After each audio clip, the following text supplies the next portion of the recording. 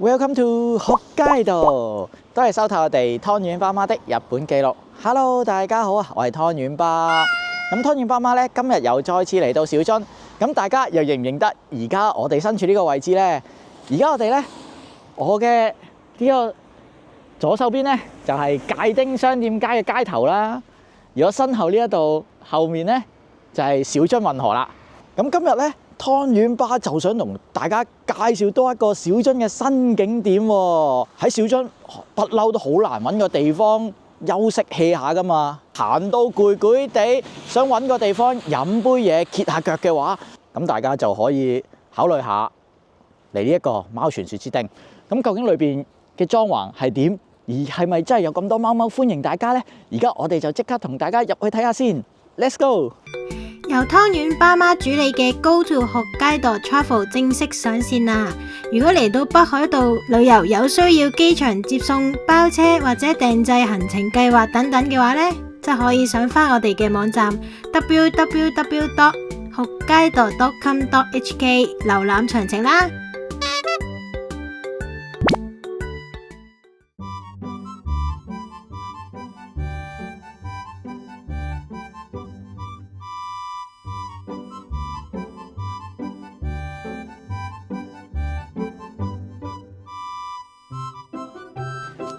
哇！做咩出嚟歡迎我啊？哎呀！好，我哋入去先。Hello。首先就喺呢一個位置啦，咁就俾咗錢先嘅。好，咁呢一度咧。大家俾人入場費之後咧，入去呢個貓咖啡之前咧，咁大家就會有一個手握，尋一條鎖匙嘅。咁呢個係做啲咩嘅咧？其實係 lock 卡匙嘅，咁啊可以入去呢個 cafe area。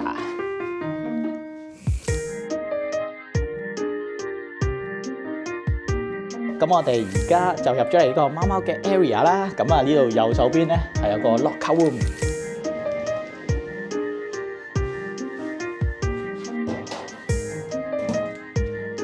好，搞掂，捽下手先，咁之後就可以出去同啲貓貓玩花餐啦。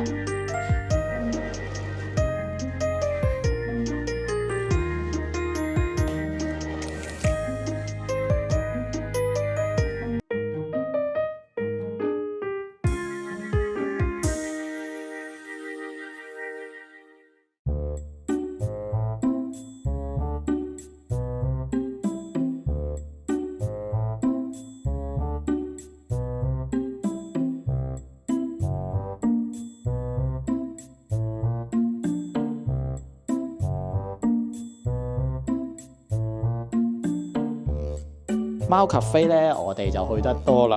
咁但係咧，呢度個設計啦，同埋裏邊個裝修咧，係我覺得係好夢幻、好舒服啊，令人哋。貓貓嘅玩具又多啦，設備又多啦。咁同埋咧，我覺得啲顏色配搭咧都好正。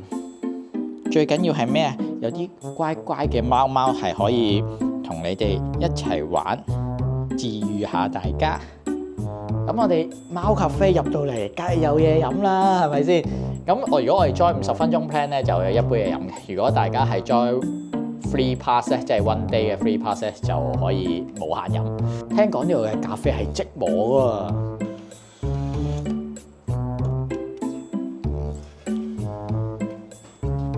好多貓咖啡咧都未必會有呢一個咧暖爐台啊！哇，呢個暖爐台真係令人可以放鬆心情。暖爐台裏邊咧，之後原來下面仲有隻貓貓陪你嘅話，哇，真係非常治癒啊！咁大家如果同貓貓玩到咁上下啦，咁啊可以同阿 Kuro 玩一陣啦。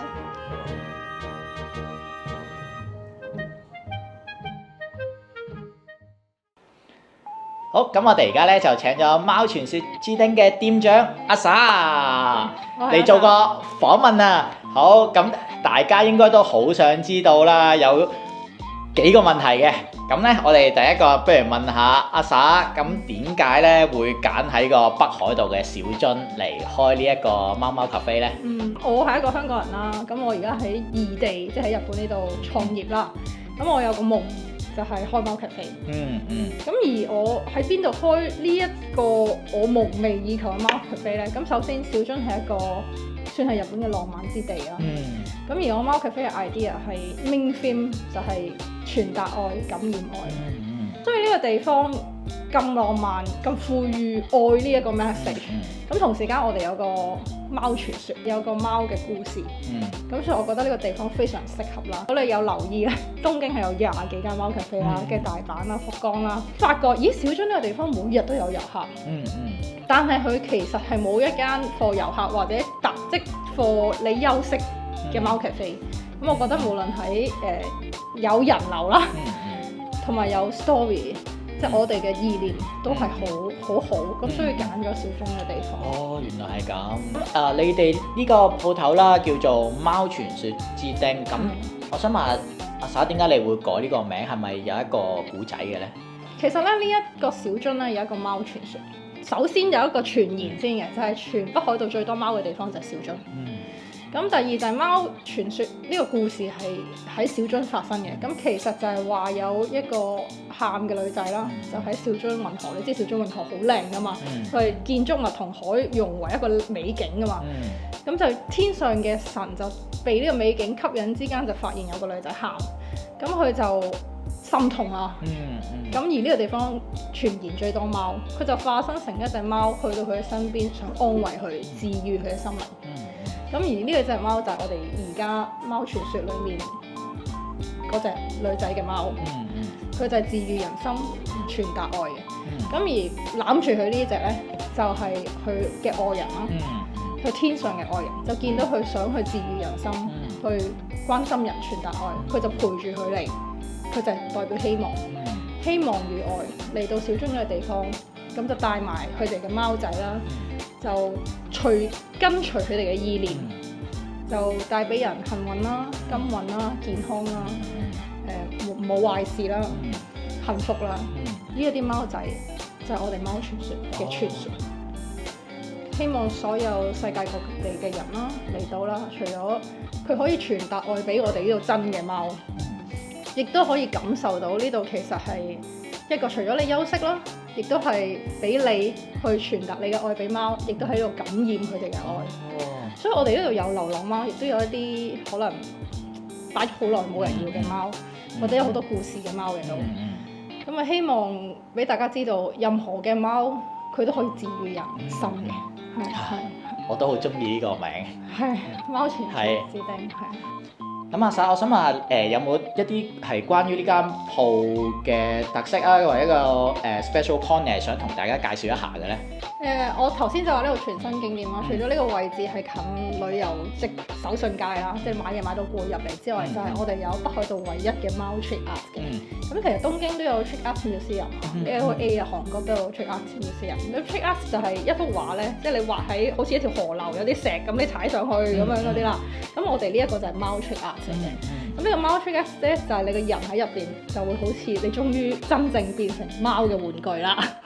即係呢個 trick art 就係一啲非現實嘅嘢啦。咁而我哋嘅 artist 咧係特登飛過嚟，咁我飛咗過嚟。正常咧佢係要住酒店，然之後就過嚟畫嘅。咁最後佢唔啦，我唔使住酒店，佢就瞓喺呢度。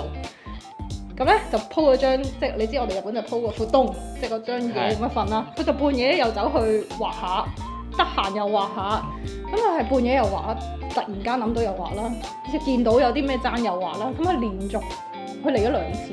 total 應該有將近10日時間不停咁畫，我好感激佢，同埋呢幅畫真係好靚，同埋佢成為北海道唯一一個貓 trick art嘅而家。希望多啲人會因為呢幅畫嚟打卡，話俾人知你喺小樽，即係我希望佢成為一個小樽新打卡嘅景點。哦，明白。我自己都打咗2次卡。你同阿 Kuro 啦，過到嚟呢個小樽度開咗呢個鋪頭啦。對於北海道啦或者小樽，你覺唔覺得有啲咩唔習慣啊？或者覺得好特別嘅地方想講下咧？你喺北海道住覺得點啊？我會可以咁樣講，就係最唔習慣嘅就係個冬天。我而家就係想講，我係一個超怕凍嘅人啦。咁呢度好凍啦，但係好意外，原來骷髏係勁中意雪咯。佢係咁喺啲雪堆度跳嚟跳去，係啊，第一次見，係好開心啊佢。咁但係我就好怕凍，我又覺得哇啲雪，我哋而家開鋪啊嘛，咁所以你落雪太厚雪咧，就算粉雪都好啦，啲客行唔到入嚟。係啊，你要學鏟雪先咯，即係我而家喺北海道，首先要學識鏟雪，然之後啲雪咧，佢可能好似而家咁出太陽。咁啲雪就會結冰喎，啲冰會跣死人嘅，其實會跌親㗎嘛。我成日都見到啲人跌親，跟住又要鏟雪咯。咁所以我而家係無論落雪唔落雪天，我都要鏟雪。咁呢樣嘢係之前從來冇經歷過㗎嘛。係。咁我覺得好難啦，同埋鏟雪真係會腰痛啦，好攰啦。即係你講起過嚟支持我，其實呢間鋪都幾得意嘅，即係我。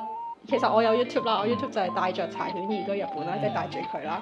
咁可能因為有人睇過 YouTube 啊，知道呢度香港人一個女仔好努力喺度創業啦，咁就佢哋會嚟撐我。咁而入嚟咧，第一句説話咧，即係正常你入鋪頭就正常打個招呼噶嘛。咁但係呢度係日本，我人在異地，佢有旅行嚟到，我哋嘅第一句説話咧就係香港人3個字，好型。